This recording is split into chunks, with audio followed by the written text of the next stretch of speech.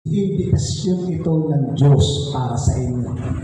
Bagamat ginamit ko itong si Sister Jen para imbitahan ka sa gawain ito, ako po'y naniniwala ang Diyos po ang nag-iimbita sa inyo sa lugar na ito. Kaya po, hindi po isang aksidente kung kayo po ay napunta rito. God is a God of accident. God is a God of purpose. Kung bakit tayo inalaw ng Panginoon sa lugar na to. To hear His plan, to hear His message, to hear His comfort. Alam po ng Panginoon sa bawat isa kung ano man po yung ating pinagdadaanan. And I pray in Jesus' name, mag-minister po ang Panginoon sa inyo, Sister Rowena. Minsan pa po, palakpakan natin ang Panginoon sa buhay ni Sister Rowena. Welcome po in the body of Christ, no, kung saan walang ibang pangalan na itinataas kundi ang Panginoong Jesucristo lamang. Gusto ko lamang pong magbahagi bilang introduction ng aking pong sasabihin ngayong umaga. Gusto lamang po namin i-share sa inyo yung na-experience natin doon sa seminar, doon sa San Mateo Rizal, na ang title ay Expanding the Territory. I believe in my heart na we are on the right path. Naniniwala po ba kayo doon? That we are on the right path. Bakit po? Naalala niyo po ba nung Sunday, nung nakaraang Sunday, nag-pray tayo dito? Naalala niyo po? The same. Kung ano yung topic, kung ano yung prayer, the same yung prayer na ginawa natin sa church sa lugar na ito. And I believe yung message na yon at yung prayer na ginawa natin nung Sunday, we are on the right path sapagkat ang Holy Spirit ang nagdadala nito sa atin. That's why kung maalala po ninyo yung prayer na ginawa natin, the level of maturity, amen, the level of anointing, the level of understanding, amen, the new wave of the Holy Spirit, na kung naalala ninyo, we grow, hindi lamang spiritually, we grow by the numbers. Because we expanding the territory. Amen. Kaya natutuwa po ako sa puso ko na, Lord, salamat. Kinumpir mo lamang yung message na yun, yung prayer na yun, through this seminar. Narinig ko 2 beses ang salitang Lord. Sabi ni Jacob, Lord, hindi kita bibitawan. Sabi niya, hindi kita bibitawan hanggat hindi mo ako pinagpapala. Kaya yun ho, hindi natin dapat bitawan ang blessing ng Panginoon hanggat hindi tayo pinagpapala ng Diyos. Amen. Ngayon, ano po lahat ng ito?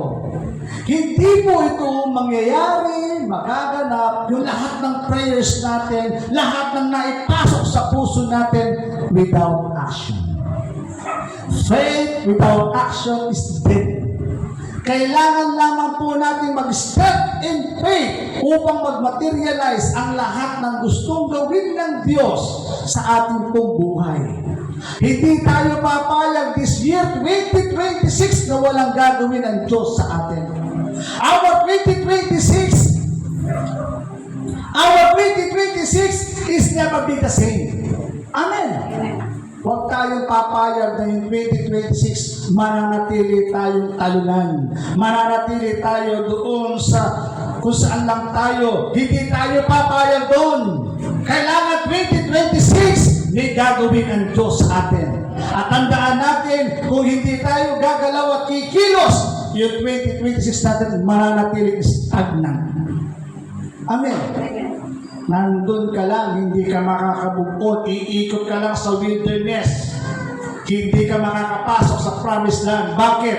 Kasi nandun ka pa doon sa tinatawag nating in the past. Kaya this 2026, prepare your heart. Amen. Prepare your heart. This 2026 will never be the same again. Amen. Palakpakan nga natin ang Panginoon dyan. Glory to God. So, punta na po na tayo sa ating pong pag-aaralan ngayong umaga. Dati, nang wala pang ganyan, wala pang ganito, open your Bible in the Luke chapter 2, verse 11. Dati, ganun, ano? Ngayon, tingnan nyo na po sa screen. Sama-sama nating basahin. Kasi sa panahon natin ito, napakahirap yata magdala ng Bible. No? Sa panahon yata ito, lahat dala cellphone. Walang dalang Bible. Pastor, kasi nandito na yung Bible. Nandyan na yung Bible, ayaw pa tingnan yung Bible. Kaya nga madalas gusto natin makita yan. Bakit? Gusto ko mabasa niyo yan dahil naniniwala po ako ang salita ng Diyos ay nagsasalita. Amen. May mga bagay-bagay habang binabasa mo para may mga tumutusok sa puso mo. Amen. Okay. So sabi dito sa Lucas chapter 2, verse 10 to 11, ngunit sinabi sa kanila ng anghel, huwag kayong matakot. Ako'y may dalang magandang balita para sa inyo, na magdudulot ng malaking kagalakan sa lahat ng tao. Verse 11, isinilang sa inyo ngayon sa bayan ni David ang tagapagligtas, ang Kristo, Panginoon. Purihin ang Panginoon sa pagkakabasa ng kanyang buhay na banal na salita ng Diyos. Samahan po ninyo akong panalangin. Dear Holy Spirit, we submit unto you. Inaamin ko sa aking sarili, ako'y walang magagawa kung wala ka. Kailangan kita. Hindi ako marunong mag-preach. Lord, you are. Ikaw po ang aming preacher ngayon. Ikaw ang aming tagapagsalita. Hayaan mo, Panginoon, ang mga salita ito ay salita na mula sa iyo na siyang hahaplos sa bawat pusong nakikinig ngayong umaga. I pray, Lord God, ay samahan kami mula sa simula hanggang sa matapos, Panginoon, ang iyong gawain. I pray, ikaw po ang siyang mataas at ako ang siyang mababa. Maipahayag ko ang iyong salita with simplicity and clarity to your people. Bigyan kami ng bukas na kaisipan, bukas na puso, at lubos namin maunawaan, maintindihan ang nais mong iparating sa amin. Salamat po sa umagang ito. Ngayon pa lamang, Lord God, ibinabalik na namin sa iyo ang pinakamataas na papuri, ang pinakamataas na pagsamba sa pangalan ni Jesus. Amen. Palapakan nga natin ang Panginoon. Hallelujah! Ngayon pong umaga, gusto ko pong talakayin ito. Merry Christmas. Binati niyo na po ba yung mga kapitbahay o yung mga katabi po ninyo na Merry Christmas? 11 days to go ba? Tama ba yun? 11 days to go, Pasko na. Kaya ina-advance na natin yung pagbati about Merry Christmas. Kung naalala po ninyo, September pa lang, binati ko na kayo ng Merry Christmas. No? Kaya po, sabi ko nga, ang Pasko po sa Biblia, wala kang makikita letra por letra na salitang Pasko. O wala kang makikita letra por letra na salitang Christmas. But the essence of Christmas, the essence ng Pasko ay nandoon. The simple definition ng Christmas ay ang kapanganakan ng ating Panginoon Jesucristo. Amen. Nandun po. Pero wala kang makikita in the Bible na salitang Christmas at salitang Bible. Brother Robert naman, trivia lang po, no? Brother Robert naman, totoo, wala ka rin makikita exact date kung kailan na talaga pinanganak ang Panginoon. Hindi December 25, sabi po ng iba. Maraming nagtatalo patungkol sa mga bagay na yan. Meron pong isang theory na April 14, according po sa theory, no? April 14, meron pong nag-aaral na tinatawag na astrologists. Pag sinabing astrologers, ito ho yung mga nag-aaral ng stars. April 14, according po doon sa theory na yon, April 14, dahil pinag-aaralan po niya yung stars, kumbaga, merong stars na nakita sa kalawakan na kakaiba. sobrang laki, sobrang liwanag. Ang sabi po ng mga Bible scholars, ang sabi po ng mga theory, no? April 14 ang Pasko. Bakit daw po? Kasi nung mga panahon na yon, pag sinabing December sa Israel, sa Bethlehem, sa Jerusalem, malamig. Pero yung theory, according sa ating pong studies, ang theory, yun po ay araw ng tag-init. Bakit? Kasi nandoon, nagpapastol, yung mga pastol. Nilalabas po nila. Bakit? Kasi nagpakita yung anghel sa mga pastol.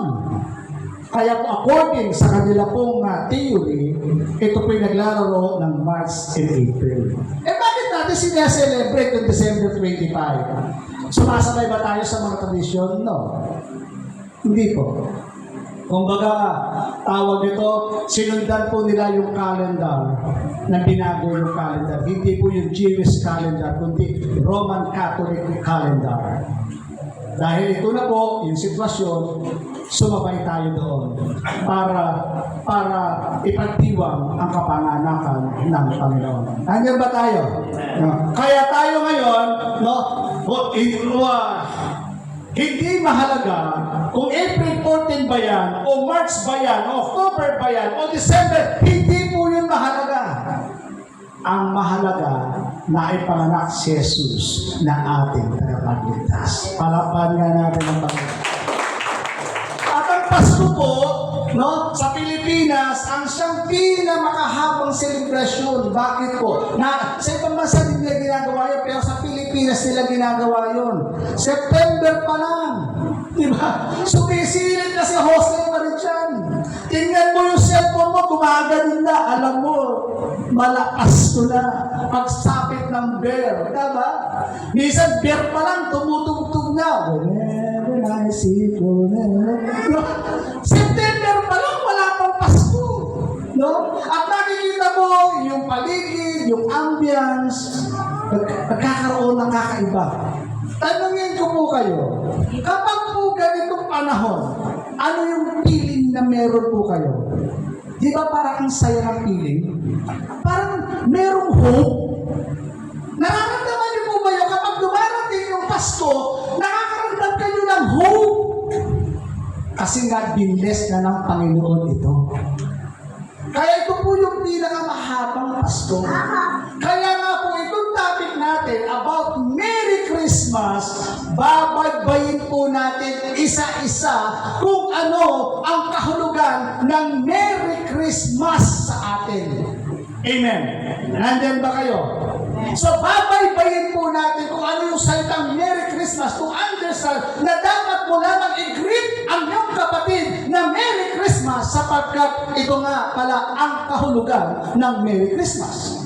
Sa unang pagbaybay, the word Merry, ibig sabihin masaya, maligaya, puno ng kagalakan. Amen ba yan? Yan po yung salitang Merry. Sabi po sa verse 10 na ating binasa kanina sa Lucas chapter 2, verse 10, sabi niya, ngunit sinabi sa kanila ng anghel, ang nagsasalita yung anghel, huwag kayong matakot, ako'y may dalang magandang balita. Sabi nga natin, good news. Sino po ba sa inyo na gusto ng good news? Amen. Halimbawa, sabi ni merong biglang tumunog doon sa cellphone ni Ate Alo. GCash received 5,000. Good news yun, di ba? Sarap ng good news kaya. Kumbaga, iba ang ngiti kasi good news. Napakasarap marinig yung magandang balita sa panahon natin ito. Hallelujah! Nakaka-stress yung balita. Hindi matapos-tapos yung balita nito. Hanggang ngayon, dinadagdagan, lumalaki yung apoy hanggang yung bansa natin ay hindi na alam kung saan patutungo. That is a bad news. Magbukas ka ng YouTube, magbukas ka ng Facebook, laging laman ng balita, corruption, flood control, impeachment, walang direksyon. Kaya bawat bukas mo, yung mga commentator, ng mga vlogger na kanya-kanyang paborito, nakaka-stress na. Wala ka nang makitang good news. Kaya kapag ikaw o tayo nakikinig na tinatawag natin bad news, pati tayo naapektuhan. Tama? Sabi ng TTI, 500 pesos Noche Buena. Di ba? Hindi ho ba nakaka-stress yan?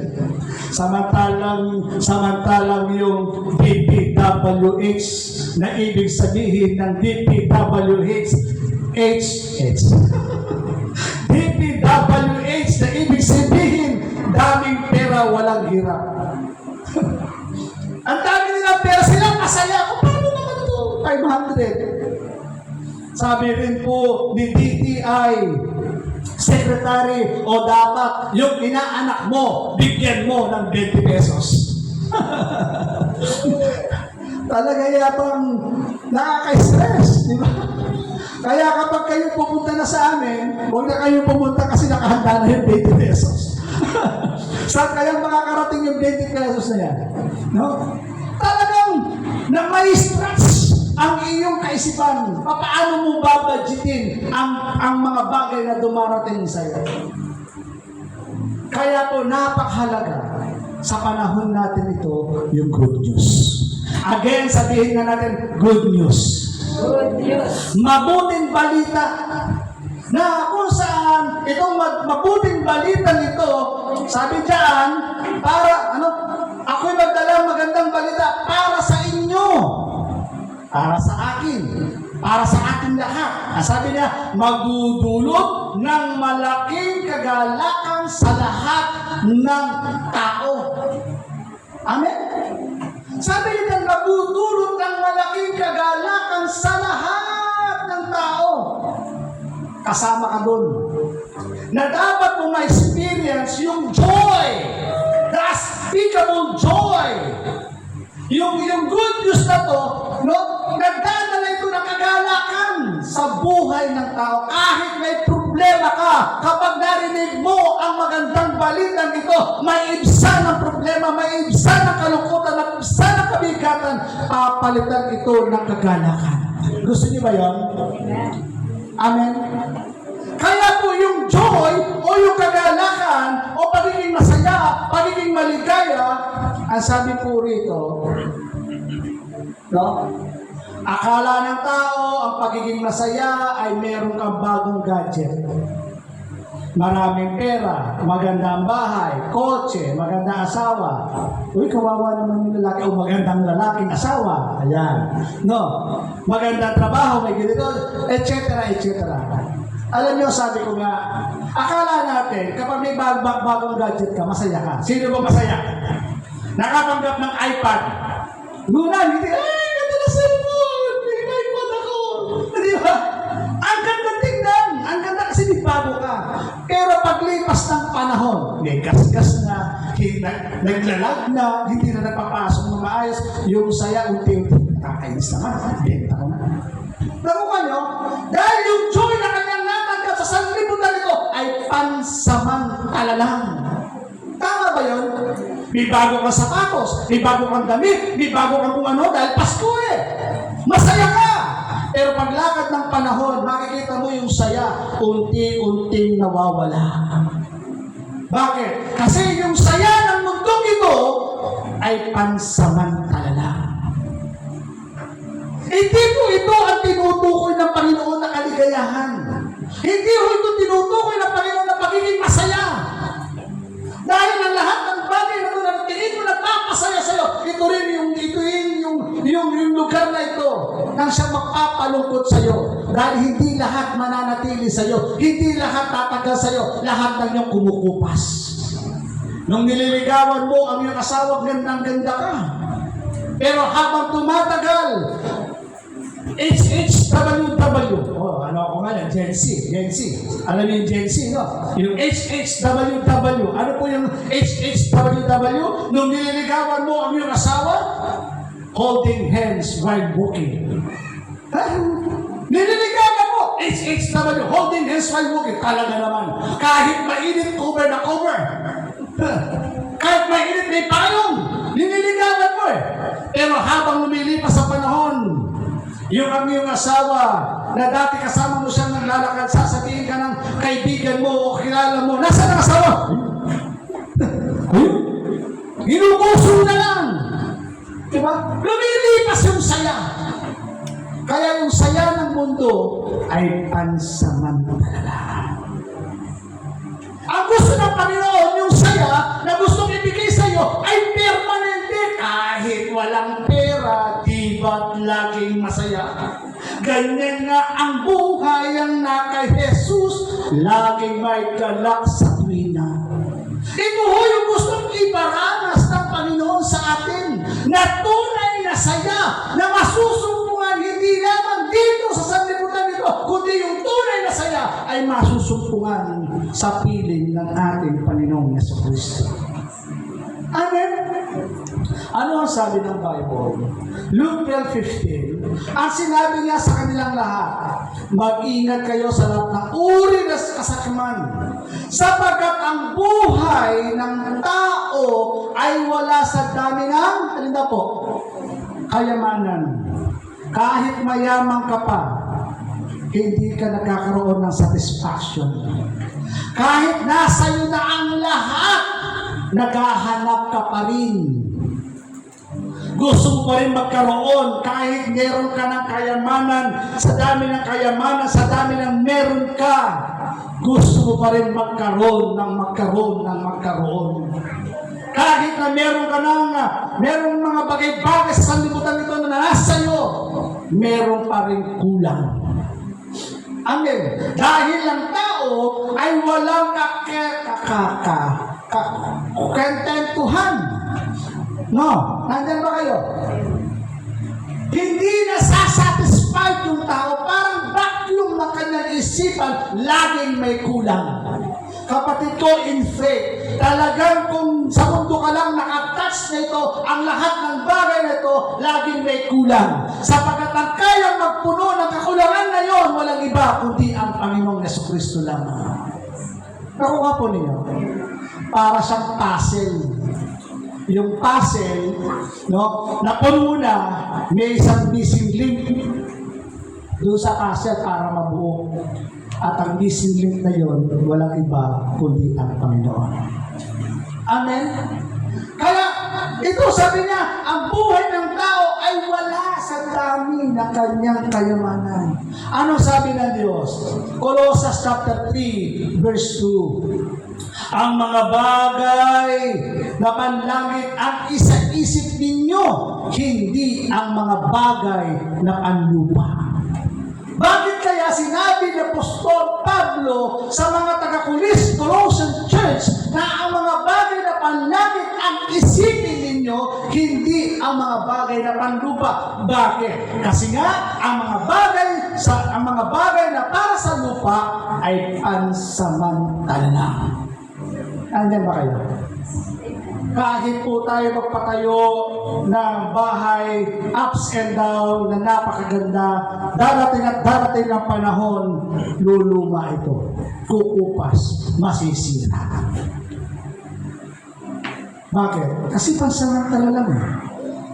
Bakit sinasabi ni Apostol Pablo, ang mga bagay na panlangit ang isipin ninyo? Kasi doon hindi po yun nasisira. Kung dito sa lupa, walang forever. Doon sa langit, may forever. Amen. Meron. Yung bahay doon, walang naninira. Ang tinirahan mo, dadaanan mo, ginto. Ang bahay mo, iba't ibang klaseng bato na mamahalin. Esmeralda, topasyo, diamante. Ganyan ho yung tsura na titirhan natin doon. Amen. Kaya sabi ng Diyos, isa-isip ninyo ang mga bagay na panlangit. Ano ba yung mga bagay na panlangit? Ang mga bagay na panlangit patungkol sa Diyos. Patungkol sa kanyang gawain. Patungkol sa pagbabago ng buhay. Patungkol sa pagbabago ng direksyon. Ito yung mga bagay na panlangit. Bigyan ng oras, panahon ang Panginoon sa iyong buhay. Sa talang buhay na meron ka, sa isang linggo, naisip mo ba ang Diyos?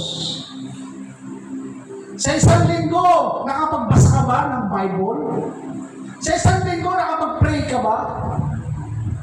Ang sabi ng Biblia na ating binasa, isa-isip ninyo ang mga bagay na panlangit. Dahil ang mga bagay na panlangit, ito ang mag-uugnay sa atin kapag ginagawa natin yung ating mga devotions, yung ating mga prayer life, yung ating pagsunod sa kalooban ng Panginoon. Hallelujah! Ito po ang mga bagay na panlangit. Ito yung lisensya mo papunta doon sa langit. Amen. Kaya po, ito po ay panlupa lang. Kaya nga, ang tunay na saya ay wala sa mundong ito. Bibigyan ko po kayo ng isang halimbawa, itong si Zacchaeus. Si Zacchaeus, mahaba po yan eh. Pero yan lang po yung kinuha natin dahil yun lang po yung gusto natin bigkasin. Pero for the short story, si Zacchaeus po ay isang tax collector. Pag sinabing tax collector, BIR po siya nagtatrabaho. At siya po ay nasa gobyerno. Alam naman po natin, no, sa ating pong buhay, karanasan natin, kapag ikaw ay nasa BIR, meron po yung tinatawag na under the table. Naniniwala ba kayo? No? So, ibig sabihin, kung kahit pa paano, hindi na siguro 10%, 20%, meron pong nahuli sa news na kung saan yung BIR, imbis na 1 million yung babayaran, gawin mo na lang 5 million, ibigay mo na lang sa amin yung 3 million. Mga ganun, ano? So, hindi po iba ang kwento ni Zacchaeus sa panahon natin ito. So, kung i-imagine natin ngayon, itong si Zacchaeus, napakayaman. Marahil nabibili niya yung gusto niya. Nakukuha niya yung gusto niya. Napupuntahan yung gusto niya dahil marami siyang pera. Pero isang bagay na wala sa kanya. The unspeakable joy. Kaya nung dumating ang Panginoong Yesus, doon sa kanyang bayan, kahit po siya ay mayaman, isang tax collector, nagkaroon siya ng pagnanasa kung sino si Jesus na ito na dumarating sa kanila. Dahil narinig na niya kung sino ang Panginoong Yesus na ito. Dahil po si Matthew ay siya rin tax collector na marahil narinig na niya ang patungkol kay Jesus. Kaya nagkaroon siya ng curiosity kung sino si Jesus na ito. Mahalaga po yung curiosity. Kasi doon, merong nakatago doon sa curiosity. Maliban na lang kung ang curiosity na yon ay yung bagay na magpapasama sa iyo o magpapabuti sa iyo. Dahil po doon sa salitang curiosity, ako po ay nabaon sa drugs. Sa pagiging curious ko, anong lasa ng drugs? Nagsimula sa patikim-tingim hanggang ito ay lumalim. Sabi ko, Lola, panghingi ng toma. Dahil po sa salitang curiosity. But this time, palitan natin yung ating curiosity patungkol naman sa ating Panginoong Yesus. Sino ang Panginoong Yesus na ito? Sinong Jesus na ito? Si Jesus po ay nagpapagaling, nagpapalaya, gumagawa ng himata, nagpapatawad sa lahat ng uri ng kasalanan. Gusto niyang makita. Because of that kind of desire na meron po itong si Zacchaeus, umakyat sa puno ng sikomoro. At habang nandoon siya, dahil nakita ng Diyos yung desire ni Zacchaeus, sinabihan siya, Zacchaeus, bumaba ka dyan mula sa puno ng sikomoro, halika, pumunta tayo sa iyong tahanan. God is not God of accident.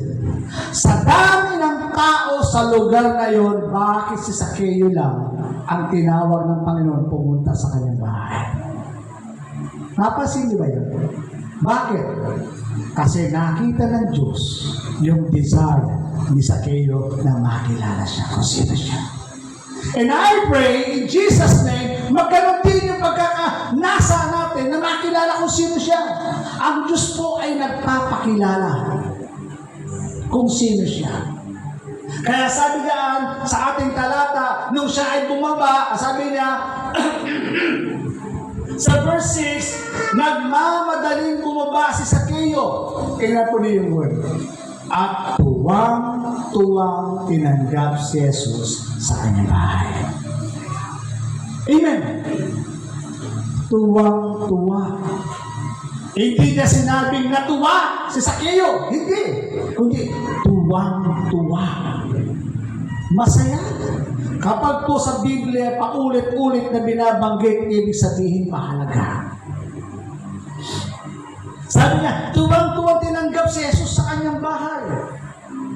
At kung susundin natin yung kanyang kabuuan ng kwento, sabi niya, Panginoon, kung meron man po akong, sabi niya, kalahati ng aking kayamanan, ibibigay ko. At kung meron man akong nadaya, 4 na beses, ay ibabalik ko. Bakit ganun? Pinaghirapan mo eh. Ang dami mong pera. Pero nung nakilala mo ang Panginoong Jesus, hallelujah, yung pera mo, halos ipabudbud mo sa tao. Bakit? Kasi mas nakita niya sa Zacchaeus, ang pinakamahalaga sa buhay ay wag di yung kayamanan, kundi ang Panginoon. Amen? Yun ang treasure sa Kanya. Pero kung ang yaman pinamimigay niya, ibibigay ko ng kalahati ang aking kayamanan. Tutulong ako sa mukha ko. Gagawa ko ng isang institusyon ng orphanage para ibigay doon yung aking kayamanan. At kung meron ako nadaya, sabi niya, ipamimigay ko. Halos ubusin na niya kanyang kayamanan. Dahil gustong iparating sa atin ang kwento na ang buhay ay hindi lamang patungkol sa pera-pera. Dapat bigyan din natin ng pansin ang patungkol sa spiritual na buhay. Kaya nga, naroon naman yan, yung joy. The unspeakable joy. Yung word na Mary. Kaya nga, Mary. Ito pala yung nagpapasaya sa buhay ng tao, hindi ng kayamanan ng mundong ito, kundi ang Panginoong Jesus, ang tunay na nagpapasaya sa buhay ng tao. Pwede ba natin palakpakan ng Panginoon yan? To God be the glory, Lord. To God be the glory. Kaya nga po, Christmas is all about Christ. Amen. Sabi po ng awit, Santa Claus is coming to town. Mali. Hindi naman dumating si Santa Claus sa bayan. Sino yung dumating? Si Jesus. Kaya ang bida ng Pasko ay hindi si Santa Claus. Ang bida ng Pasko walang iba kundi si Jesus. Amen. Amen. Kaya di sa nakakagulat sa panahon natin ito na yung Pasko, the word Merry Christmas, pinapalatan yung Christ, pinapalitan ng X. Tinatanggalan nila si Christ at inilalagay nila X. Kaya yung Pasko nila, imbis na Paskong masaya, Paskong malungkot, Pasko na kanya-kanya. Kasi tinatanggal nila yung X. Pinapalitan nila si Santa Claus. Amen. Kaya ang bida ng Pasko ay hindi si Santa Claus, kundi ang Panginoong Jesus. Yun ho kasi ang naituro sa atin eh. Naalala ko, nung ako'y batang maliit, sabi sa akin, madaling araw, maglalagay ka ng 3 medyas. Sino experience niya? Gumawa kayo niyan? Ako gumawa din yan. Pinaniwala ko ang aking sarili na maglalagay ako ng 3 medyas doon sa sampayan dahil bukas daw lalagyan niya ni Santa Claus. Aba, excited ako. Naglagay ako ng 3 medyas. Aba, kinabukasan ko, wala. Hindi dumating si Santa Claus. Nalungkot ako. Akala ko masaya. Hindi dumating si Santa Claus.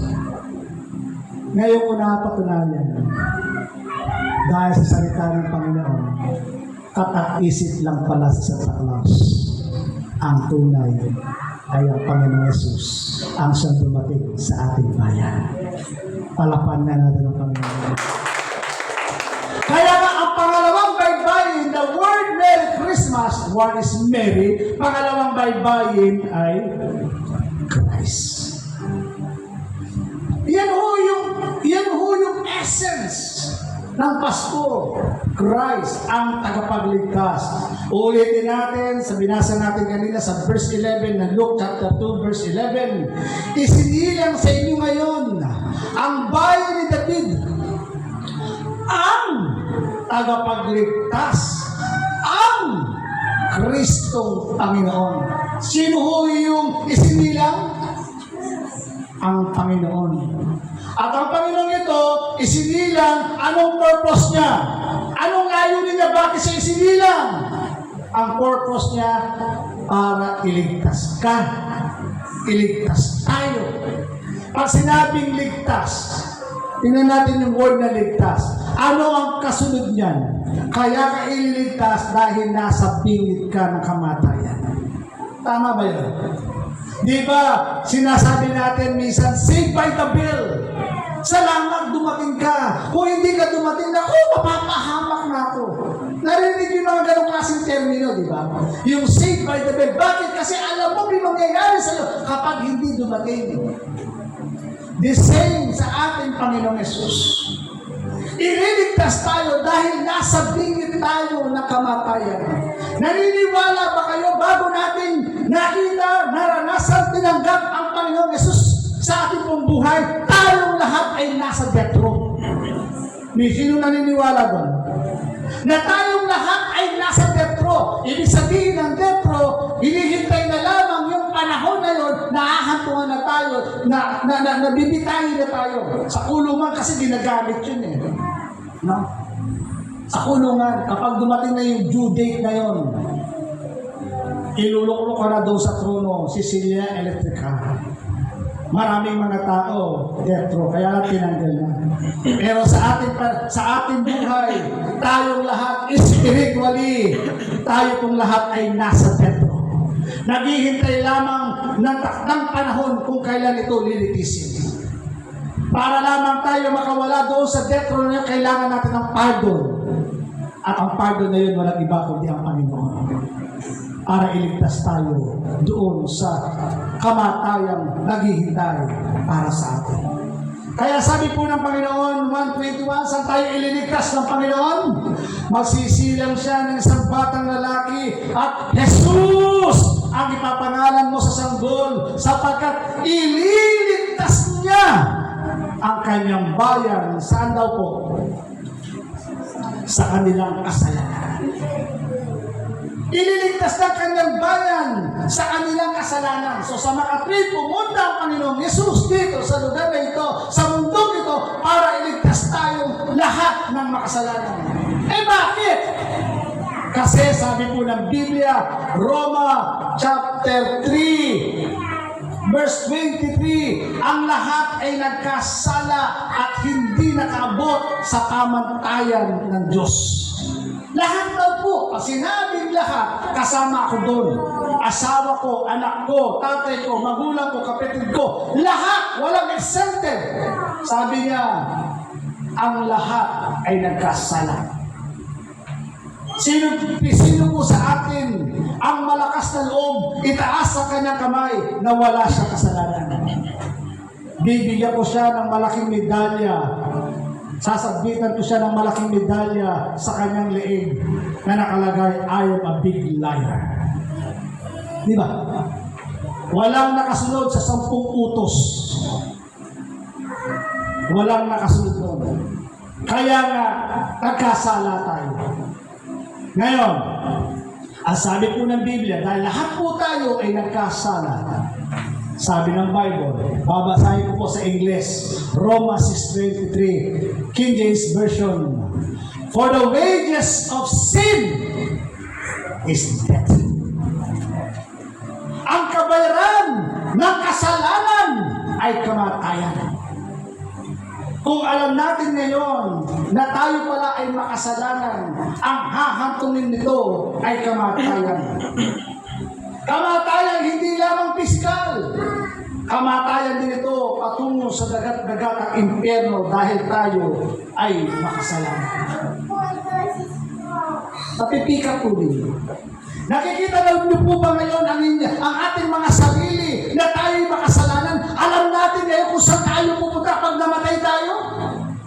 Alam natin kung saan. Ang apoy na hindi namamatay. Uod na hindi namamatay. I-picture po natin sa ating kaisipan na nandun tayo, nandun naglulublob sa apoy na kahirapan. Isipin po ninyo. Hindi natin kontrolado ang buhay. Maaring malakas na ngayon, hindi natin alam ang bukas.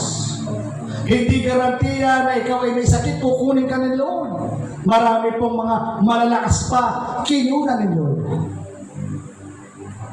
Kaya, isipin natin ang ating sarili. Ito ang kahinagnan ng tao na hindi nagsisi, nagbalik loob sa Diyos. Ito ang kanyang kaahuntungan. Ang kamatayan patungo sa dagat-dagat ng impyerno. But, sabihin nga natin, but. Sige ba? But, mahalaga po kasi yan pag nag-interpret ka ng Bible. Yung isa, bad news eh. Tama? Bad news yun. Pero ginamit na yung word na but, mayroong pagitan. Ang sinabing but, ang kasunod niyan, good news. Para panin natin ang Panginoon. Kasunod niya, good news. Sabi niya, but the gift of God is eternal life through Jesus Christ our Lord. Amen. Gift ng Panginoon. Kaya nga, Pasko, meron po tayong ginagawang Christmas gift. Meron tayong gift na binibigay. Nagkakaroon tayo ng exchange gift.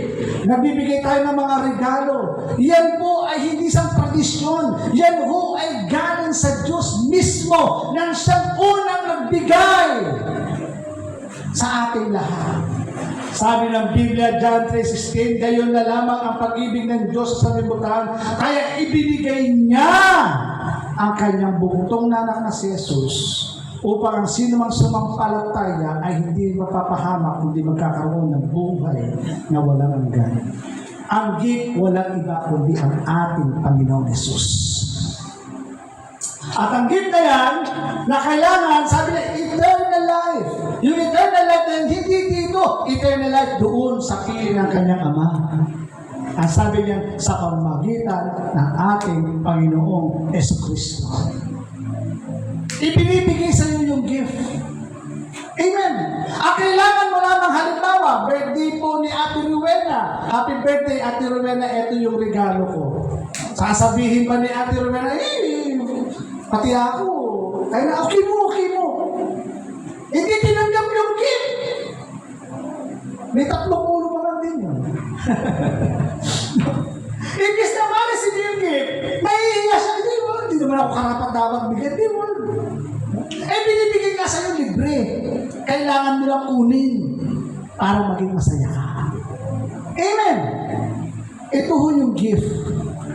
At yung gift na yon, libre. Wala kang anything pagpaguran. Ano sabi ng Biblia? Tingnan po ninyo. Ephesians chapter 2, verse 8 and 9. By the grace are ye saved through faith.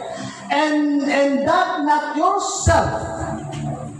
Ang kaligtasan daw ay sa pamamagitan ng biyaya at ng pananampalataya. Kaya ka naligtas because of His grace. Pag sinabing biyaya o grace, hindi ka karapat-dapat binigyan ka ng Panginoon. And that is grace. Hindi ka dapat patawarin ng Panginoon, pero pinatawad tayo ng Panginoon kahit gaano kalaki yung ating kasalanang nagawa. Pinatawad tayo ng Diyos, and that is grace. Amen. And that is grace. Kaya nga sabi na, that not yourself. Hindi dahil sa inyong sarili, kaya kayo naligtas. Lord, iligtas mo ko dahil ako'y mabuti. Lord, iligtas mo ko dahil ako'y malasimba. Lord, iligtas mo ko dahil ako'y mamanalinginin. Lord, iligtas mo ko dahil araw-araw sumusunod ako. Hindi po yun. Kung yun lamang pala yung way para ikaw ay maligtas, hindi na kailangan mamatay si Kristo at the cross. Total, kaya mo rin palang iligtas ang iyong sarili sa pamamagitan ng mabubuting gawa. Dahil na hindi natin kaya iligtas ang ating sarili sa mabubuting gawa, kaya nga ang Panginoon ay nagbigay ng regalo sa pamamagitan ng ating Panginoon sa Kristo. Tuloy natin, and that not of yourself. It is the gift of God. Regalo ng Diyos. Itong kaligtasan ito, regalo ng Diyos. Verse 9, not of the works, lest man should boast. Hindi sa pamamagitan ng iyong gawa upang hindi ka magmalaki. Nakuha po ninyo. Kaya yung gift ngayon ay no other than Jesus. Yung gift na yun na ino-offer sa atin ng Panginoon, and that is salvation. Amen. Hindi natin kaya iligtas. Hindi dahil sa mabuti ka, ililigtas ka ng Panginoon. Hindi dahil kay palasimba, ililigtas ka ng Panginoon. Hindi ko yun. Hindi ko yun. Kung sabi ko nga, paulitin ko, kung kaya lang pala natin iligtas sa ating sarili sa mabuting gawa, anong sense pa ng pagkamatay ng Panginoon at the cross? Kung kaya rin pala natin iligtas sa ating sarili sa mabubagay na mabubuting gawa. Dahil hindi nga natin kaya pinadala niya ang Panginoong Yesus. Dahil sa kanyang biyaya, kaya tayo naligtas. Amen. Palakpakan natin ang Panginoon. Kaya nga po, ang Pasko ay pagpapatawad, ang Pasko ay pagliligtas sa kamatayan sa dagatang apoy ng impyerno. Ang Pasko ay pagpapahayag ng pag-ibig ng Diyos. Ang Pasko ay pagbibigayan. Ang Pasko ay pagbibigay pag-asa sa lahat ng walang batas. Kaya kung mapapansin po ninyo, yung mga, ito, nakikita natin. Sa bahay natin may Christmas tree. Sa bahay natin may parol. Saan ka man dumaan ngayon, may mga nakasabit na parol, may nakasabit na Christmas light, sa mga bahay may kanya-kanyang Christmas tree. Ano po sumisimbolo nito? Walang iba kundi si Jesus. Christmas light is the symbol of the Lord Jesus Christ. Sabi ng Biblia, He is the light of the world. Siya yung ilaw. Sinasabit yung ilaw na para, di ba? Pumunta kayo sa Christmas, parang tawag nito yung festival. Lalo na ngayon, meron tayong, parol festival. Yung naglalakihang parol. Di ba? Kapag pinapanood mo, iba't ibang klaseng kulay ang lumalabas. Wow! Lumulod na yung tuwa na meron ka. No? Yung iba't ibang kulay na lumalabas. Bakit? It brings joy. Amen. Si Jesus yun. Na sinasabi na, I am the light of the world. Ako nagbibigay liwanag sa nadidiliman na kaisipan. Ako nagbibigay liwanag sa naliliman ng mundo. Ako nagbibigay liwanag sa nawawalan ng direksyon ng buhay. I am the light of the world. Amen. Yung pong Christmas tree. Anong sumisimbolo ng Christmas tree? Ang Christmas tree ay sumisimbolo nung pinako ang Panginoong Yesus doon sa puno. The tree. Si Jesus din po yun. Nanguna siya nagpapaalala sa atin na merong nagbayad ng aking kasalanan na walang iba kundi ang Panginoong Yesus Kristo na pinako at cross. Yung mga gift na nakasabit doon sa Christmas tree, may mga gift na nakalagay. Anong simbolo yun? No other than Jesus. Siya yung gift. Siya yung regalo ng Diyos sa atin. Nakuha po ninyo, it is a symbolic na kung saan it's all about Christ. Hindi ka lang nakatanggap ng 13-month pay, bonus, wala ka lang bagong sapatos, nagmaktol ka na. Nagmaktol na tayo. Nalungkot na tayo. Alam nyo, kailangan natin buksan ang ating kaisipan. Ang Pasko kasi ngayon, masyado ng ginawang commercialism. Pag sinabing commercialism, ina-advertise. Kaya nga po yung mga Shopee na yan, may mga lumalabas. Christmas Day, sale. Kaya makikita mo, sa iba't ibang dako ng Pilipinas, ang mga mall, mayroong 50% off. Diba? Kaya nga po masyado nang na-commercialize ang Christmas. Nakalimutan ng mga tao na ang Pasko is all about Christ. Wala man tayo ng mga bagay-bagay sa mundong ito. Ang mahalaga, hindi nawala yung relationship natin sa ating Panginoon. Amen? Yun po kasi ang tunay na nagpapasaya sa buhay ng tao. Kaya nga yung Christmas, hindi lamang tuwing December 25, kundi yung Christmas, buhat na tinanggap natin ng Panginoon Jesucristo sa ating buhay, nagsimula ng Pasko.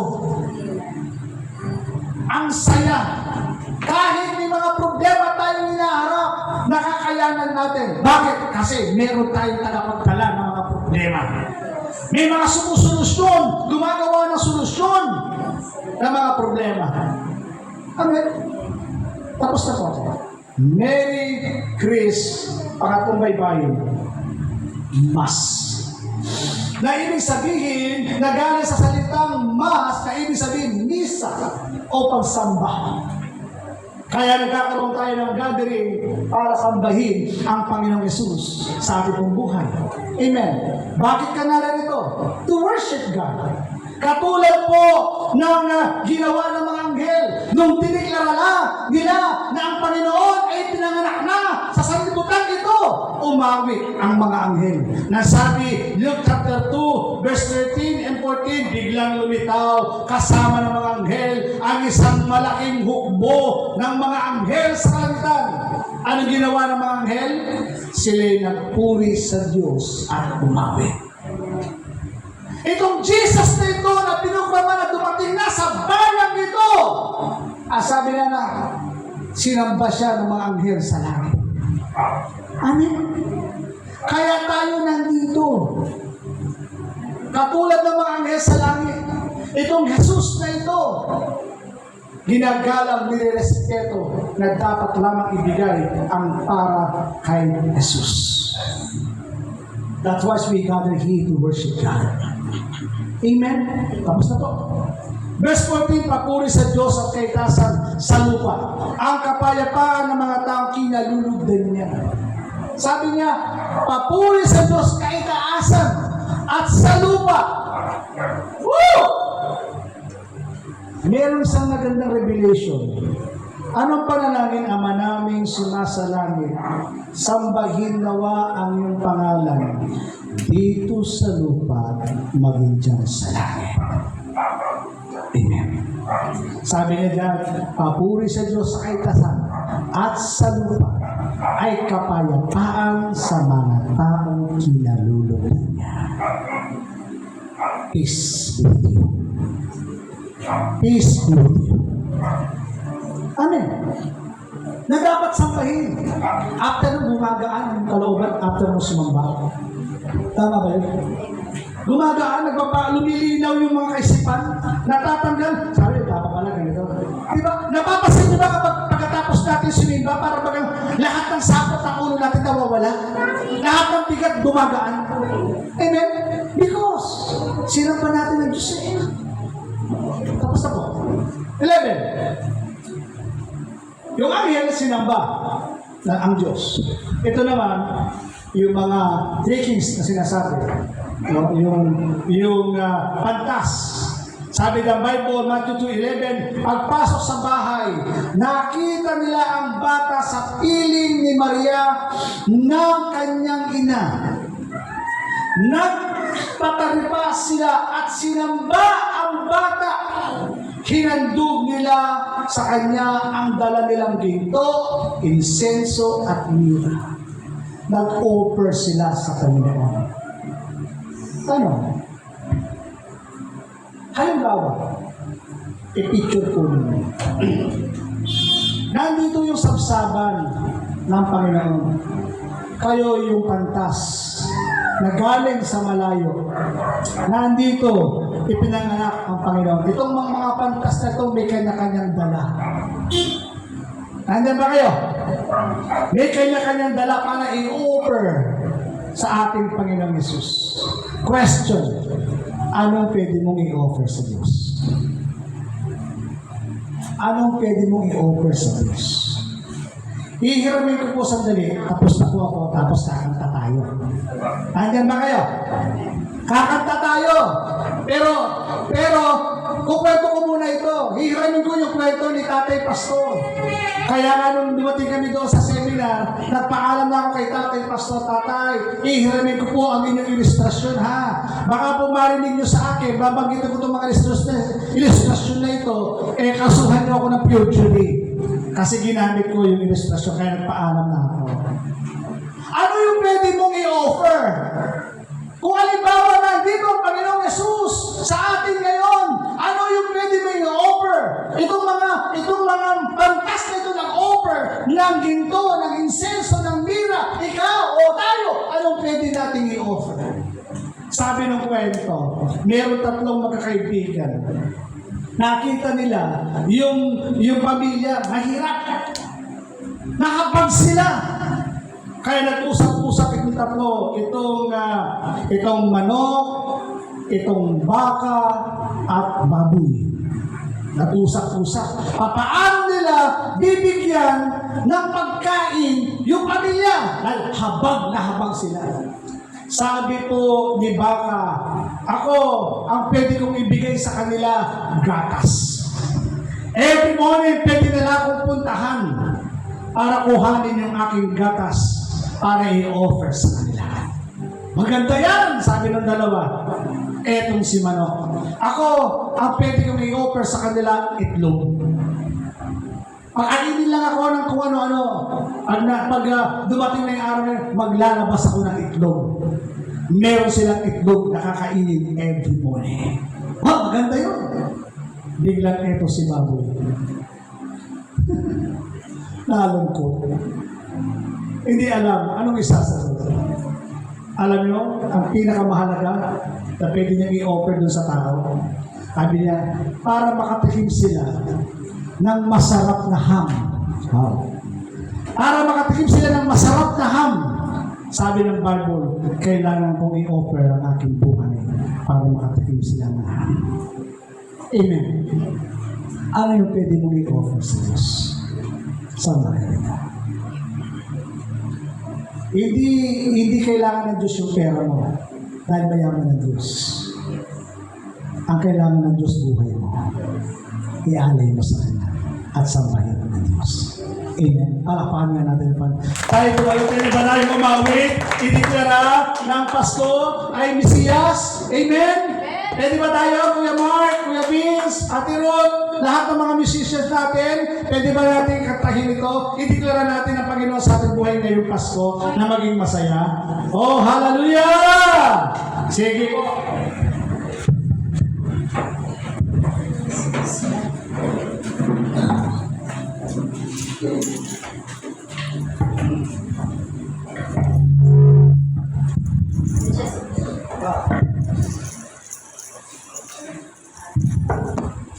Praise God! Praise God! Hallelujah! Muli natin awitan ang ating Diyos na buhay, ang ating Panginoong Jesus na ang ating tagapagligtas. So, hallelujah, the Messiah, oh God, hallelujah, Jesus. Oh, Jesus.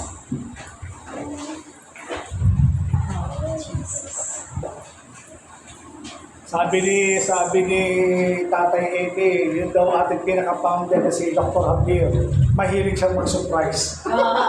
Yes, surprise kami ng Lord. Surprise talaga. Kailangan lagi kayong ganda. Alam mo, so. Ay, huwag kayong magugulat kapag lagi kayong prepare. Okay. Yes, Pastor. Pwede ba natin parapakan ng Panginoon? Hallelujah! Muli natin awitan ang ating Panginoon. Hallelujah, Jesus. Oh, Jesus. Sabay natin awitan muli ang ating Panginoong Jesus.